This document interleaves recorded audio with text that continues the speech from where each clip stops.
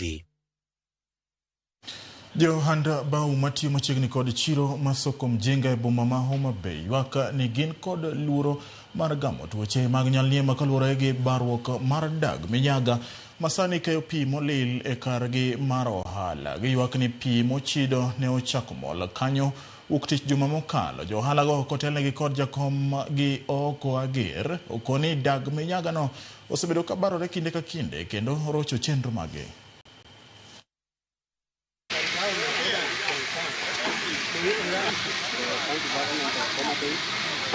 Sida mango sewage moro osebedo ka inyowa ka ndalo ka ndalo ka koth ochwe matin to mol.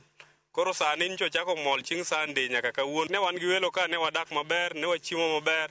To sani gik ma kata wendo moro le ma kata jok ma uso negi yien ka ok nyal madho kata soda nikech sewage thengo ma ok wanyal. Koro akwayo jatelo mochung'ne sewer line kata mochung'ne water gikonywa mondo mi Homa Bay obed maler kaka ne welo wewa. Imetuadhiri katika wateja wetu. Wanapoingia mali hapa waweza kununua bidhaa kwa sababu harufu inanuka hapa hivi na uzuia wasiingie. So kuanzia Jumatatu hatujauza hapa vizuri kwa sababu ya uchafu. Kwa ningeomba gavana wetu popote alipo na wanasimamia mambo ya afya watusaidie ili kwamba sisi pia tupate afya yetu kwa nzuri. En kama jitime ohala mopogore opogore. Koro wakwayo sirkal mantie county government kokadho kuom ginene waziri mare mondo ging'inwa wach mar sewage manego e paya kani.